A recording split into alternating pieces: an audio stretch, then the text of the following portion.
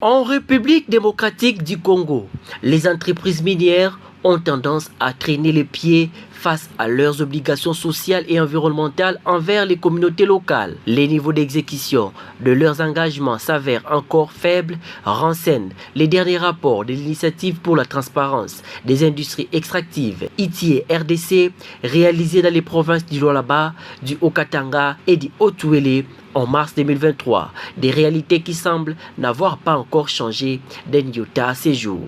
Dans la réalisation de son dernier rapport en 2023, l'ITIE reconnaît avoir été confronté à la résistance, voire au refus de certaines entreprises minières de collaborer. Plus de 80% d'entreprises sous étude retenues dans les périmètres n'ont cessé de brandir l'indisponibilité des documents requis pour effectuer les évaluations des obligations environnementales, des obstacles qui ont entravé la mission de l'ITIE visant la promotion de la transparence et de la bonne gouvernance dans le secteur minier en République démocratique du Congo. En dépit de ces difficultés, Jean-Jacques Kayembe, coordonnateur national de l'ITIE RDC, salue tout de même les avancées du pays dans les secteurs extractifs. Notre pays, la République démocratique du Congo, a adhéré à l'initiative pour la transparence en 2005. Et c'est en 2007 que le processus a réellement commencé et la mise en œuvre dans notre pays. Si je rentre dans la norme ITIE dès le premier jour, c'est à cause de ce paradoxe, les richesses et la pauvreté. Nous sommes dans un contexte où tous les pays qui ont adhéré à la norme ITIE depuis 2005, c'est parce qu'il fallait résoudre ce paradoxe de la malédiction des ressources naturelles. Nous avons des richesses dans le sol et sous-sol, mais nos populations restent pauvres. Maintenant, moi je dirais, nous avions adhéré pour prendre le bon chemin, le chemin de la transparence et de la gouvernance, afin que les ressources naturelles profitent à la population congolaise, afin que le meilleur partage de la richesse entre les investisseurs, les opérateurs, l'État et les populations soit réalisé. C'est pour ça que nous nous sommes engagés dans ce processus. Et il est tout à fait normal que quand nous publions nos rapports, quand nous faisons le débat autour de cette question, que ce qui était caché puisse remonter à surface afin que nous puissions nous rendre compte qu'il y a un problème de transparence et de gouvernance dans le secteur. C'est vrai que nous sommes en train de travailler sur la question, les défis sont immenses, mais nous avons fait un grand pas sur les questions de transparence. C'est grâce à ces questions de transparence que nous sommes en train de voir toutes les insuffisances de gouvernance qu'il y a dans le secteur. Je dirais que les parties prenantes à l'ITIE apprécient déjà le chemin que nous avons fait ensemble. Les parties prenantes apprécient déjà tous les rapports que nous divulguons parce que ça nous fait une photographie du secteur extractif dans notre pays. Les cas que vous soulevez, qu'il y a encore des problèmes, on a des bonnes lois et il y a la norme, c'est tout à fait normal. Une norme, c'est un apprentissage. On veut que nous puissions améliorer, que nous allions de l'avant. Et beaucoup de dispositions de la norme ITIE ont été coulées dans le code minier. C'est pour que ça se cristallise afin que et les dirigeants et ceux qui administrent ou qui régulent la loi et tous les opérateurs puissent se conformer à la volonté du législateur. Moi, je dirais que nous sommes très avancés. C'est vrai qu'il y a des problèmes, mais la norme ou la loi de notre pays est en train de nous pousser à pouvoir résoudre tous ces problèmes qui se posent dans le secteur extractif. C'est vrai que ce rapport a révélé qu'il y a beaucoup de défis dans notre pays. À la lecture du code minier et du règlement minier, nous voyons qu'il y a des obligations sociales. Les entreprises devraient signer des cahiers de charges avec les communautés qui sont impactées. Il y a aussi cette question des problèmes environnementaux. Il y a toutes ces questions qui sont bien réglées par le code et le règlement minier. Mais lorsque nous sommes allés faire la photo, qui est ce rapport, qui est cette étude thématique, nous avions effectivement remarqué qu'il y a plusieurs choses qui n'ont pas été mises en œuvre. Qu'il y avait en ce temps-là certains cahiers des charges qui n'étaient pas encore signés et qu'il y avait aussi non-respect des obligations sociales et environnementales à cette époque-là. Et il y a d'autres entreprises qui n'ont même pas fourni les éléments de ceux qui font sur le terrain. C'était un problème réel, mais le rapport ITE, comme vous le savez, c'est une photo, ça nous donne l'image de ce qui se réalise sur le terrain. C'est pour ça qu'à la fin de notre rapport, vous voyez qu'il y a des recommandations. Il y a des recommandations pour le gouvernement, pour les entreprises et pour toutes les parties prenantes dans ce processus-là. C'est pour ça qu'il y a ce rapport. C'est pour montrer ce qui ne va pas afin d'interpeller le régulateur qui est le gouvernement à améliorer la mise en œuvre de nos lois dans cette contrée-là. Il y a une chose, il faut que toutes les entreprises signent un cahier de charges avec les communautés impactées. C'est une chose.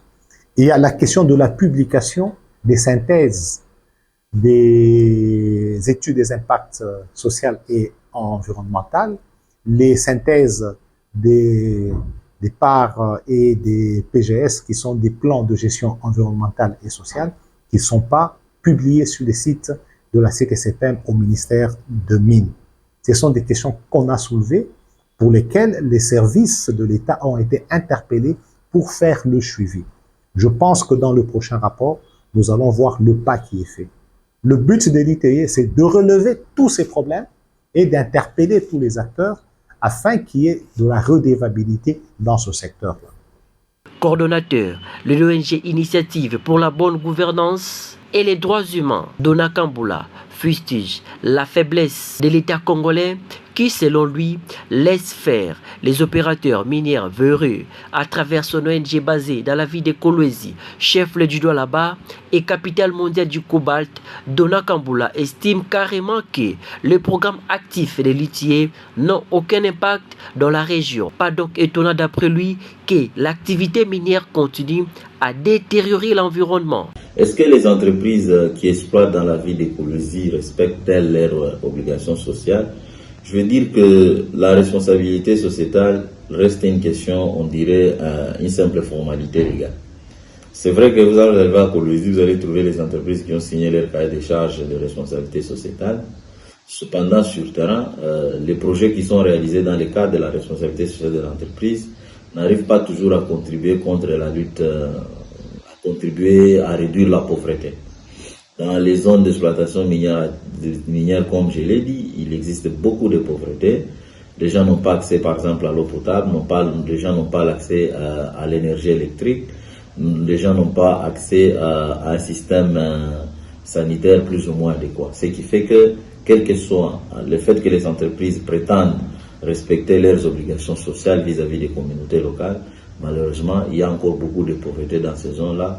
Et c'est parce que les cahiers des charges ou les autres actions qui sont réalisées dans le cadre de la responsabilité restent, on dirait, une simple formalité légale qui ne contribue pas, parce que les projets qui sont alignés dans ces cadres-là, dans la plupart des cas, souffrent de la pertinence, correspondent à aucun besoin des communautés, mais aussi de plusieurs autres défauts comme le manque d'efficacité, le manque d'efficience et surtout dans la durabilité. Ces projets-là ne sont pas durables parce que vous allez trouver, par exemple, les entreprises ont construit des écoles dans des milieux où il n'y a pas soit d'élèves, soit d'enseignants. Les entreprises ont construit des structures sanitaires comme les dispensaires, comme les hôpitaux, mais il n'y a pas de médicaments, il n'y a pas de personnel adéquat. En plus, il y a des endroits où les entreprises ont fait, par exemple, le puits de forage d'eau potable, mais malheureusement, ce puits-là ne sont pas approvisionnés parce que, à côté d'un puits de 70 mètres de profondeur, il existe une mine souterraine de plus de 1000 mètres. Voyez un peu les contradictions. C'est comme ça que j'ai peur de dire que oui, les entreprises s'occupent vraiment de la responsabilité sociale. Et ça, ce n'est pas l'unique faute des entreprises, c'est aussi surtout la faute de l'État congolais, dont les services n'assurent pas assez le contrôle et la surveillance. Et nous sommes en train de rater là les occasions ou les opportunités de développement. Parce que quand vous avez à Kolwezi, il n'y a aucun service de l'État qui coordonne et contrôle toutes les initiatives là dans le cadre de la responsabilité sociale. Et quand vous vous servez de quelques études qui existent, on dénonce notamment les problèmes, par exemple par rapport aux femmes, des problèmes très graves liés qui causent plusieurs pathologies, mais on craint plus tard qu'on vive par exemple le cas des cancers. Jusqu'à aujourd'hui, il n'y a pas d'études, mais si nous nous projetons dans 10 ans, dans 15 ans, dans 20 ans, je crois qu'il y a plusieurs problèmes déjà de malformations qui sont en train de se faire. Sur le plan de la nature, c'est la sécheresse, je parlais des mauvaises récoltes, je parlais de l'appauvrissement des sols. Là où il y a les zones, dans les zones où il y a les entreprises minières, il y a une grande pauvreté. Oui, il existe plusieurs qui ont été... la question de délocalisation, c'est une question qui se pose aussi avec acuité à Kourouzi.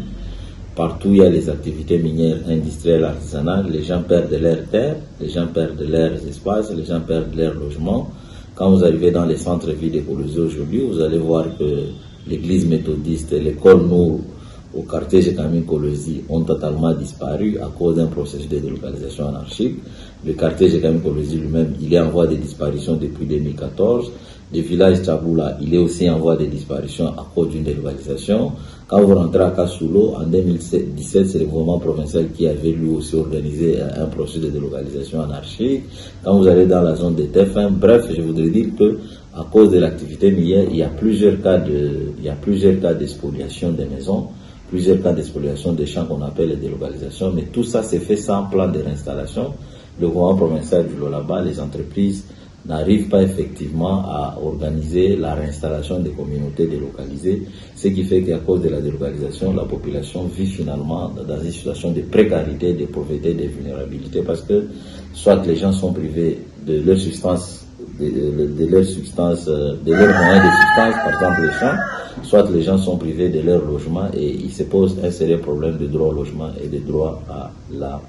Ces rapports, dont la plupart des recommandations sont adressées à l'État congolais, mais la République démocratique du Congo face à ses responsabilités. Les autorités du pays sont dès lors appelées à veiller scrupuleusement au respect des cahiers des charges soumis aux entreprises minières privées et étatiques pour le bien-être et le développement des communautés locales. Les rapports de l'ITIE révèlent en effet des manquements dans la redistribution des dividendes des richesses minières, des manquements également dans les chefs des entreprises minières appelées à honorer leurs obligations sociales et environnementales dans les régions où elles sont implantées. Ce dossier a été parrainé par les Centres pour l'innovation et développement du journalisme dans le cadre de son projet Just Energy Transition Mineral Challenge.